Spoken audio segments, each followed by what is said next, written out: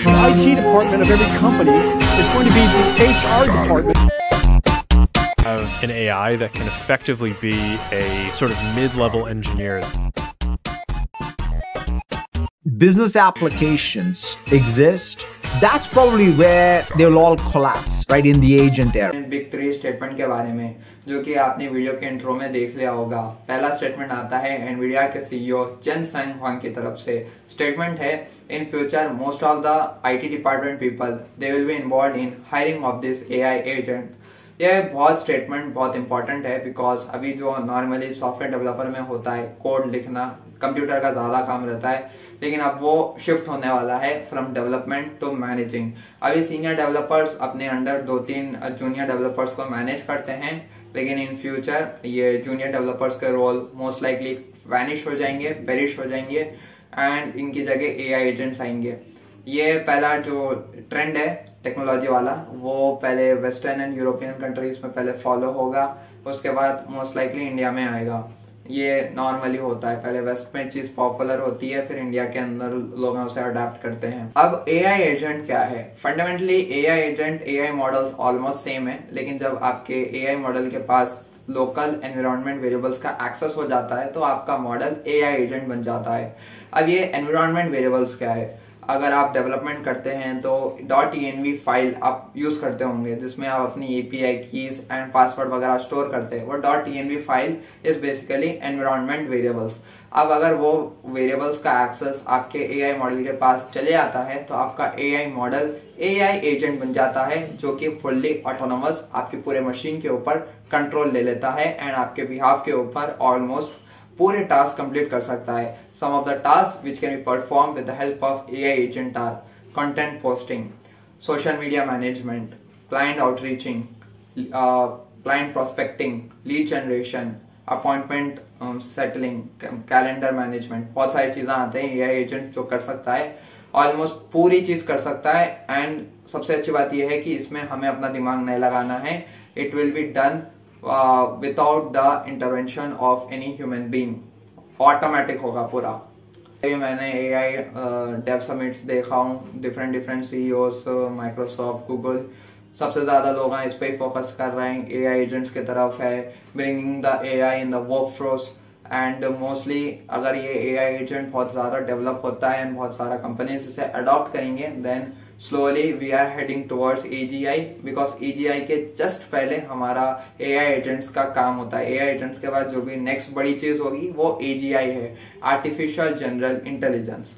तो उसके बारे में भी हम अगले वीडियो में डीपली डाइव करेंगे कि AGI है क्या, और AGI अगर सपोज हम लोग डेवलप कर लिए तो मार्केट में कैसे कैसे चेंजेस आएंगे एंड हमें इस एआई एजेंट एरा में हमें कैसे रिलेवेंट रहना है उसके बारे में भी हम बात करेंगे। तो अभी 2025 तो पूरा एआई एजेंट के डेवलपमेंट में जाएगा in the AI landscape.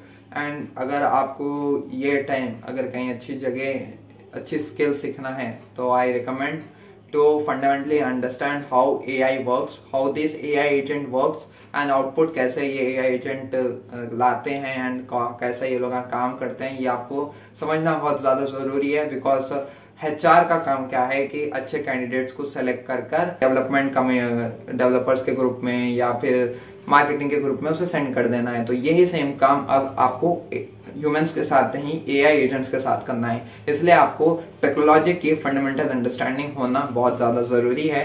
And आपको ये भी चीज़ समझनी होगी कि आपको डिफरेंट एआई एजेंट्स कैसे काम करते हैं, कैसे कोऑर्डिनेट करते हैं। बिकॉज अगर हम 200 से ज़्यादा एआई एजेंट्स को अगर एक साथ हम यूज़ करने में सक्सेसफुल रहे तो almost operation we can automate. भी बिजनेस का ऑपरेशन है वो एआई एजेंट्स के थ्रू हम करा सकते हैं एंड इन बेस्ट केस आप अपना पूरा बिजनेस ही एआई एजेंट्स के थ्रू ऑटोमेट भी कर सकते हैं।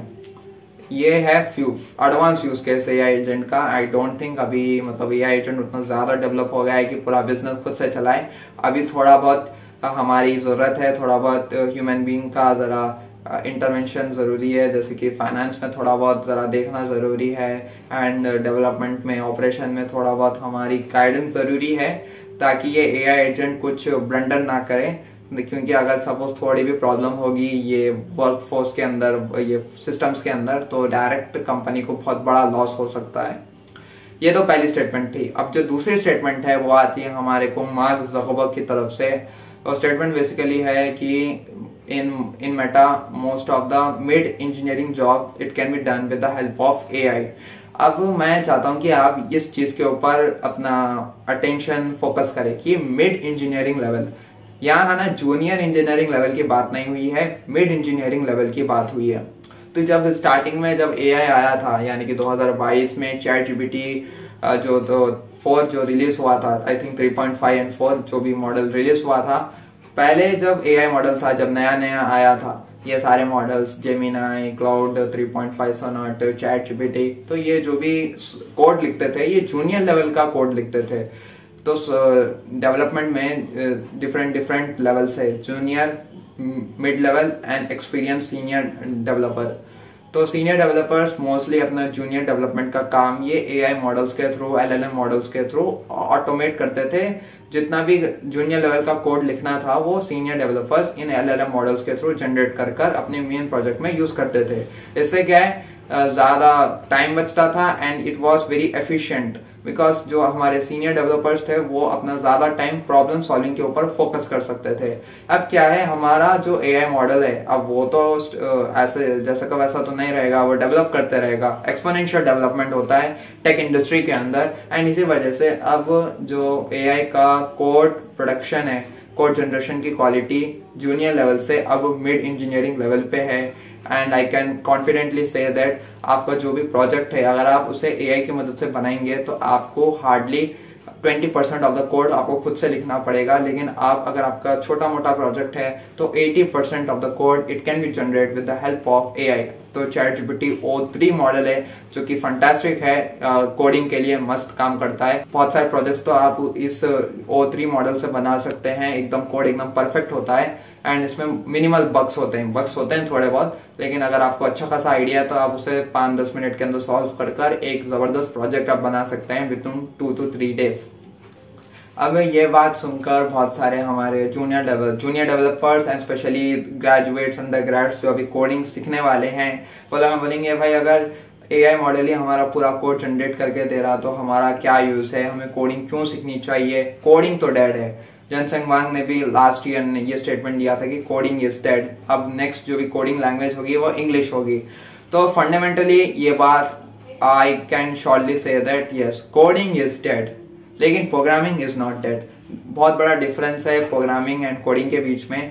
प्रोग्रामिंग का मतलब होता है प्रॉब्लम सॉल्विंग एंड कोडिंग का मतलब है कोड लिखना। एक टाइपराइटर की जॉब है जो डिफरेंट लैंग्वेजेस के ऊपर डिफरेंट कोड लिख सकता है, डिफरेंट फ्रेमवर्क्स में कोड लिख सकता है, वो कोडिंग है वो। लेकिन coding is a subset of programming. Programming में बहुत सारी चीजें आते हैं, प्रॉब्लम सॉल्विंग आता है, आप अगर ऐप बनाए, प्रोडक्ट मार्केट फिट, रिसर्च, फिर यूएक्स का काम है, यूआई का काम है, फिर डेवलपमेंट है, फिर आपको स्केल कैसे करेंगे, ये सारी चीजें आती है प्रोग्रामिंग के अंदर।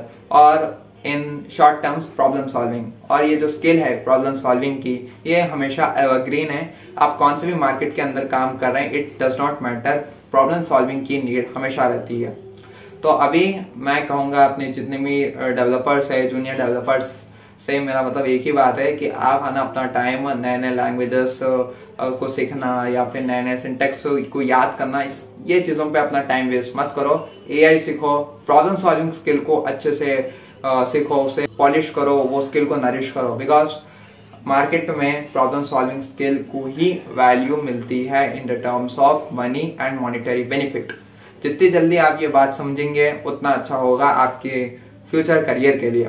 नेक्स्ट जो कि थर्ड स्टेटमेंट आती है सत्य नडेला की तरफ से, वो है ये most of the business application soon it is going to be collapse in the AI agent era। अब ये बिजनेस एप्लीकेशन क्या है? In other words, basically Satya Nadella is talking about SaaS and AI startups। अब ये problem क्या है, जो SaaS का मतलब है सॉफ्टवेयर एज अ सर्विस। अब हमारा प्रॉब्लम है SaaS एंड AI स्टार्टअप से। पहली बात AI स्टार्टअप के बारे में बात करता हूँ। AI स्टार्टअप बेसिकली खाली नाम है बस। अभी जो हमारा एग्जिस्टिंग मॉडल है, जैसे कि चैट जीपीटी का मॉडल है, उसके ऊपर मैंने एक वेबसाइट बना दी, मैंने एक अच्छा सा यूआई बना दिया एंड बैकएंड में पूरा मेरा चैट जीपीटी काम कर रहा, बस मैं अब मेरी खाली वेबसाइट है। बेसिक काम कर रहा हूँ, जैसे कि सर्च कर दिया एंड चैट जीपीटी से आउटपुट लेके अपनी वेबसाइट पे डिस्प्ले कर दिया। ये मोस्ट 80 to 90% एआई स्टार्टअप ऐसे ही है जिन्हें हम रैपर्स कहते हैं। रैपर्स क्या है, बहुत मतलब कुछ भी नहीं है। मैं तो बोलता हूँ एआई रैपर्स को एज अ स्टार्टअप भी बोलना बहुत गलत बात है। एक छोटा मोटा प्रोजेक्ट इज गुड, अपने रेज्यूमे में ऐड कर सकते हैं, लेकिन अगर आप इसे SaaS बोल रहे हैं या एक बहुत ज़बरदस्त सॉफ्टवेयर बोल रहे हैं एंड इसके ऊपर आप पैसे कमाने का सोच रहे हैं, then I don't think, because fundamentally AI startups कोई प्रॉब्लम सॉल्व नहीं कर रहे हैं। ये रैपर्स है, ये बेसिकली एक थिन लेयर ऑफ यूआई है एंड कोई वैल्यू हमें प्रोवाइड नहीं हो रही, क्योंकि बैकएंड तो चैट जीपीटी यूज हो रहा, तो यूजर्स डायरेक्टली चैट जीपीटी में यूज कर जो भी चीज चाहिए उन्हें वो ले सकते हैं वहां से। तो चैट जीपीटी की प्राइस $20, अगर आप वो अपने चैट जीपीटी यूज कर उसे मार्केट करेंगे $40, भाई जो चीज मुझे $20 में मिल सकती है मैं आप कहने से $40 में क्यों खरीदूं? सिंपल सी बात है। एंड ये प्रॉब्लम SaaS के साथ भी है, सॉफ्टवेयर एज अ सर्विस। अभी वहाँ क्या है, SaaS में थोड़ा सा इंप्रूव करने की कोशिश करें कि एक प्लेटफॉर्म में डिफरेंट एआई टूल्स को हम यूज कर सकते हैं, एक simplified and well optimize user interface देते हैं और एक ही प्लेस में आप different AI tools and AI models को यूज कर सकते हैं। बहुत सारे एग्जांपल्स है इसके, लेकिन सेम प्रॉब्लम है कि आप कौन सा प्रॉब्लम सॉल्व कर रहे हैं। कोई प्रॉब्लम ही नहीं है, डिफरेंट एआई मॉडल्स तो बाहर भी अवेलेबल है, तो हम वहां से भी जाके यूज कर सकते हैं। तो इसी वजह से अब जो एआई एजेंट्स आएंगे अभी 2025 के अंदर, वो ये AI wrappers, AI startups and software as a service SaaS पूरों को खत्म करते जाएंगे एक के बाद एक। क्योंकि भाई एआई रैपर्स कुछ भी नहीं, चैट जीपीटी का आउटपुट हमें बता रहा, SaaS क्या है, कुछ भी नहीं, 2-4 एआई मॉडल्स को एक जगह एक वेबसाइट के अंदर हम यूज कर सकते हैं। अब एआई एजेंट्स आने के बाद क्या हमें लैपटॉप खोलने की जरूरत नहीं है, एक छोटा सा कमांड दे दिया, वो पूरा एआई एजेंट रिसर्च भी कर लेगा, डिफरेंट मॉडल से आउटपुट भी ले लेगा, वो आउटपुट को एक अच्छी तरह से वेबसाइट बनाकर विजुअलाइज भी कर सकता है, पावर बीआई यूज करके जो भी डेटा, जो भी रिसर्च के थ्रू इनसाइट मिली है वो उसे रिप्रेजेंट भी कर सकता है। तो एआई एजेंट के थ्रू ये पूरा काम आराम से हो जाएगा। तो आई थिंक जो सत्या नडेला ने जो बात की थी कि ये जो बिजनेस एप्लीकेशन है एक software and AI startups, they are going to be collapse.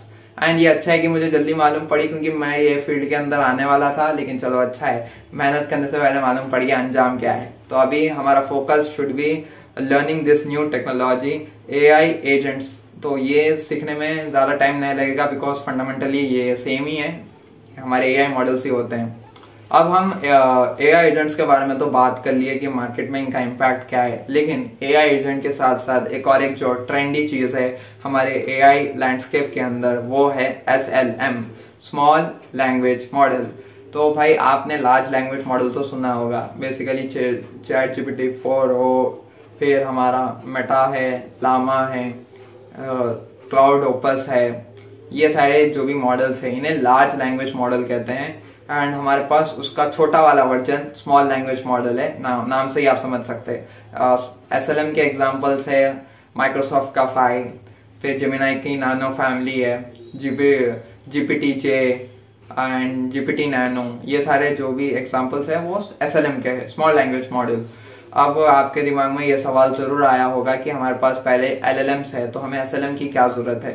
सही है, तो पहली बात, लार्ज लैंग्वेज मॉडल के थोड़े ड्रॉबैक्स है। पहला ड्रॉबैक ये है कि उसको बनाने में बहुत ज़्यादा पैसा लगता है, training LLMs is very resource intensive. LLMs को ट्रेन करने के लिए बहुत बड़ा डेटा सेट चाहिए, जो भी अभी मैं आपको कॉन्टेक्स्ट के लिए देता हूँ, जो हमारा सबसे छोटा वाला LLM है वो 40 बिलियन पैरामीटर्स का है, जो कि आई थिंक लामा है, हाँ, एंड वो आप अपने पीसी में यूज कर सकते हैं, 4 GB उसकी साइज है। GPT-4 हो जो कि सबसे बड़ा LLM है, वो है 170 ट्रिलियन पैरामीटर्स के ऊपर काम करता है। तो भाई बहुत ज्यादा डेटा सेट लगता हुआ ऐसे बड़े LLM मॉडल्स को ट्रेन करने के लिए। तो लार्ज डेटा सेट है, उसके बाद मोर एनर्जी कंजम्पशन ज़्यादा है, कंप्यूटेशनल पावर ज़्यादा यूज़ करना पड़ता है। तो ये सारे थोड़े बहुत प्रॉब्लम्स है LLMs को ट्रेन करने के लिए। एंड ओवरऑल बहुत ज़्यादा मनी लगता है इन LLM मॉडल्स को ट्रेन करने के लिए, इसीलिए छोटे स्टार्टअप्स है वो LLM को ट्रेन करना अफोर्ड नहीं कर सकते। तो इनका सोल्यूशन है SLM, स्मॉल लैंग्वेज मॉड्यूल। तो SLM बेसिकली आप लोकली आप अपने मशीन्स में, इवन थोड़े SLM ऐसे कि आप अपने मोबाइल फ़ोन में भी चला सकते हैं। एंड SLM एकदम पर्सनलाइज्ड होगा। आप जो भी उसको डाटा देंगे वो आप अपने डेटा के ऊपर से ट्रेन कर सकते हैं, जो भी आपके पर्सनल इंफॉर्मेशन होती है जो आपके लोकल मशीन पे स्टोर होती है, तो उसके ऊपर आप SLM को ट्रेन कर सकते हैं। एंड इससे आना हम जो कंप्यूटर को यूज करते हैं, इंटरेक्शन है वो ज्यादा बेटर होगा।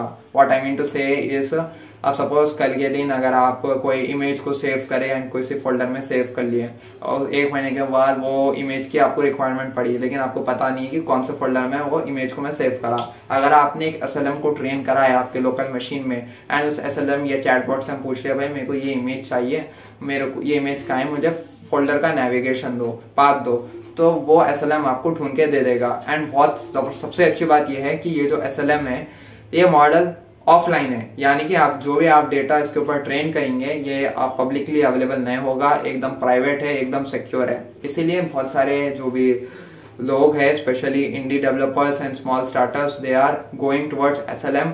एंड जो नुआंस्ड रिस्पॉन्सेस है, नुआंस का मतलब है डीप नॉलेज, जो quality of the response provided in SLM will be well better than LLM। Responses है क्वेश्चंस के थ्रू वो well optimized and like quality ज्यादा है आउटपुट्स में when compare to LLMs। And LLMs के साथ एक भी प्रॉब्लम है, हेलुसिनेशन।